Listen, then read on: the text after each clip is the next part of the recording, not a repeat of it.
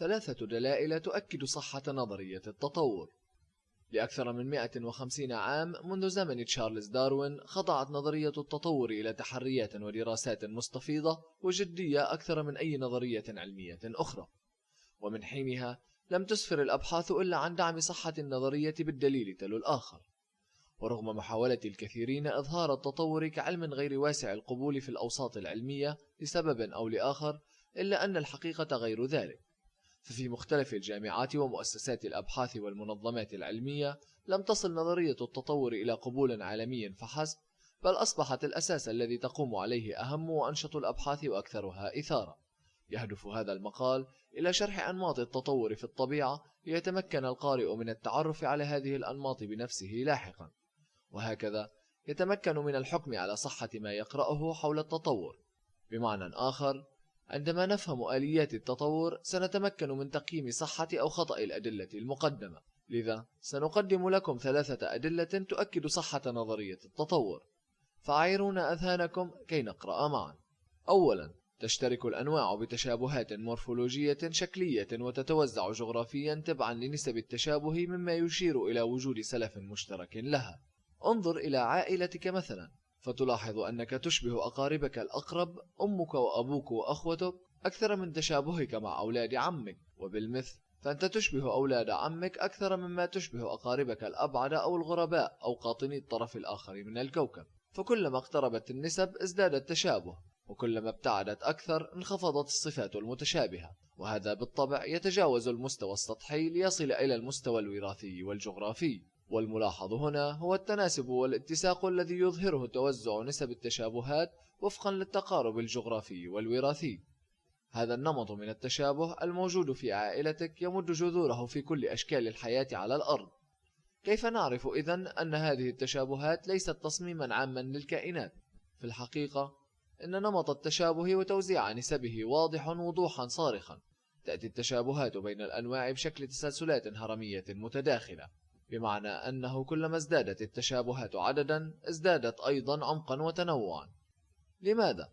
لأن التشابهات موروثة من أسلاف مشتركين، لذلك فكلما كان السلف المشترك لنوعين موغلا في القدم، كلما تباعدت الأنواع واختلفت المورثات وتلاشت التشابهات. فالأنواع ذات التشابهات الكثيرة تميل للعيش بعضها قرب بعض، فأنواع البطريق مثلا تعيش فقط في نصف الكرة الجنوبي، والجرابيات توجد تقريبا حصريا في أستراليا، والصباريات تعيش تقريبا في الأمريكيتين، وأنواع الليمور تعيش فقط في مدغشقر.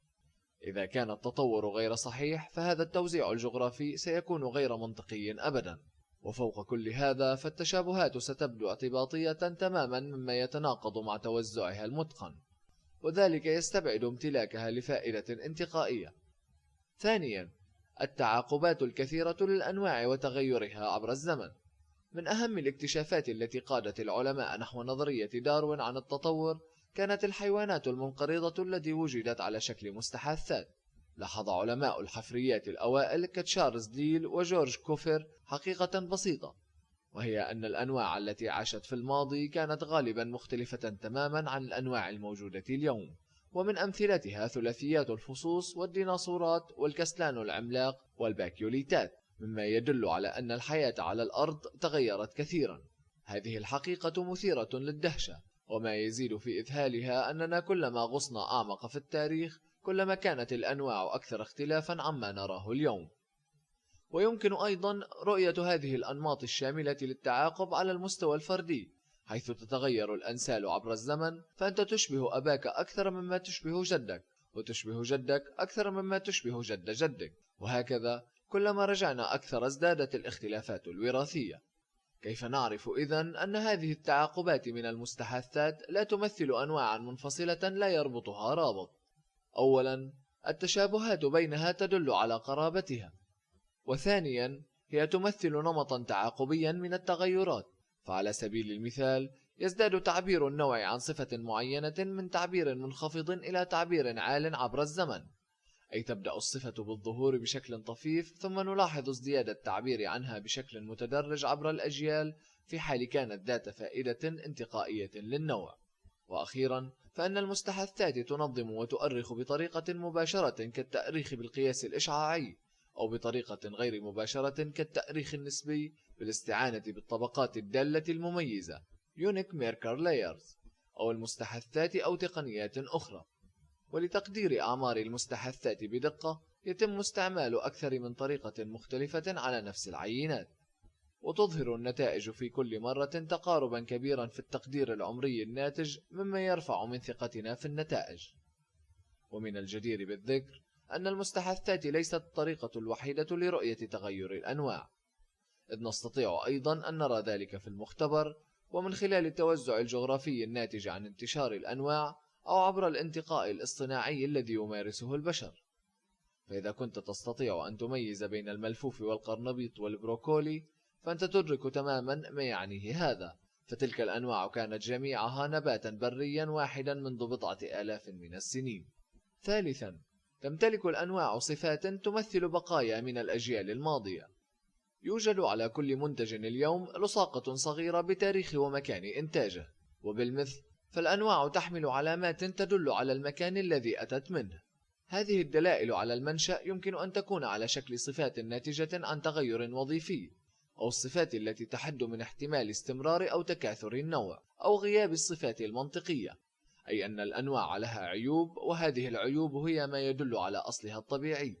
فالطيور التي لا تطير لا زالت تمتلك الأجنحة، ونحن البشر لا يزال الشعر الدقيق على أجسادنا ينتصب كما ينتصب شعر القطة عند الخوف، أو شعر الثدييات الأخرى للتدفئة عند البرد. وحتى إن الحيتان هي ثدييات كانت أسلافها تسير على البر في الماضي السحيق، لا زالت تمتلك حوضا يدعم المشي وبقايا أقدام. هذا على المستوى التشريحي. أما على المستوى الوراثي فكذلك نلاحظ امتلاك الكائنات لمورثات غير وظيفية متشابهة مع تلك التي قد تكون وظيفية لدى أنواع متقاربة، وهي بذلك بقايا تدلنا على الأصل المشترك لهما. أهم ما نستمده من معرفة هذه الأسباب الثلاثة لقوة وصحة نظرية التطور هي أننا الآن قادرون على تفحص أي نوع حي وطرح الأسئلة التالية: هل لهذا النوع تشابهات مع أنواع أخرى تدل على قرابة بينها؟ هل يمكن رؤية تعاقبات تغير هذا النوع في السجل الأحفوري أو سجلات التاريخ أو من خلال الجغرافيا؟ هل لهذا النوع أي صفات أثرية تدل على أجياله السابقة؟ اطرح هذه الأسئلة في كل مرة وابحث قليلا، فيمكن أن تغير هذه الأسئلة الثلاثة نظرتك بالكامل إلى المملكة البيولوجية حولك.